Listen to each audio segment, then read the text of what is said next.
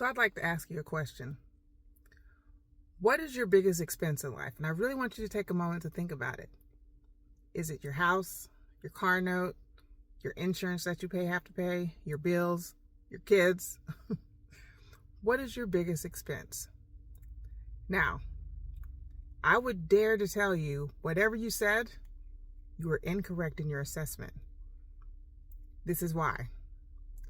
Your biggest expense, when you really think about it, in the past or even moving forward in the future, has been and always will be lack of knowledge. When you don't know something, you will always pay more money for it.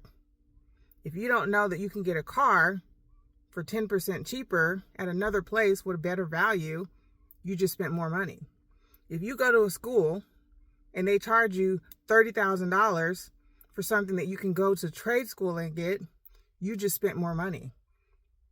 If you don't know how to create generational wealth for your family, are they doomed to live the life that you're living? And furthermore, when you really think about it, are you choosing poverty for your family? Because a lot of people leave their family in desperate situations when it comes to life insurance. I want to tell you about this dream that I had. Those of you that don't know me, life insurance is my jam. I love God. God speaks to me through dreams quite vividly. I went to a funeral about 2 years ago. It was a family member of mine, and I was kind of debating if I should go because I hadn't seen this family member in a long time. But I went, and I got home, and it was a sad thing because we were the exact same age, and it really affected me that like this person, they passed away. I don't know the whole damn dynamic of it, but they were young. They were in the 40s. And like I said, we were the same age, and she had kids and, all the things. She had all the things, and she was now gone.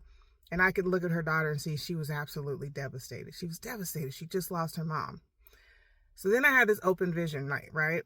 And in the vision was what all the older family members that were left. And they were like in a square shape. The older people were on the perimeter. And let's say the older people's kids were behind them, and then their kids were behind them. So it was like 4 generations of kids, or parents and kids and kids and kids, right? And what was happening was these people were falling forward. The people on the outside, the oldest people, they were on the outside, and they were falling face forward, and they were turning to dust. Now, I also forgot to mention that they had bars on them. So literally, it was like they were in a jail cell, and they were like shoulder to shoulder. They were jam-packed together. So then they were falling face forward through these bars and turning to dust. And then their kids would pop up in their place. And this was happening back to back to back. It's like one person and somebody over here and then somebody to the front and in the back. And it was like this vicious cycle. And then God showed me over in the corner with this key behind my back. I wasn't in this cycle, right? But I had this key behind my back, and I was watching this happen to my family. And I was kind of saying on the inside, oh, it's so sad that this is happening. And God said to me in this vision, your family is dying, and you're sitting over there with your hands behind your back, and you're doing nothing to help them. And you've got a key that's going to set them free. And for a long time, I had a fear of talking to people about life insurance because it was like, I don't want to bother them. I don't want them to think that it's about a sale. They told me no. They look at me weird. And I told God, I said, I need help with this because I'm having a hard time talking to people about something that they need. It's not even something that you just like, oh, it's a nice to have. It's a must have, right? And I was having a hard time approaching people or just talking to them, not necessarily approaching them.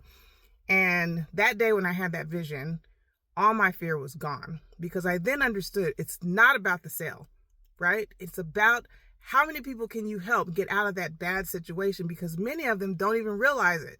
They're paying an expensive price to not fix the situation or learn from it. Because guess what? The older brother in that funeral, he got up and said, somebody's not going to have their lights on. Somebody's not eating. But we got this paid. You guys go out and get some life insurance.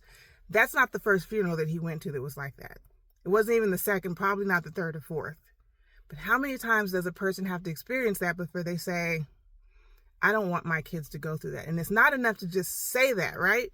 They actually do something about it. They take action. And that's what I'm going to say to you. If you haven't gotten life insurance and you think you got time just because you're maybe in your 20s, nobody is promised tomorrow.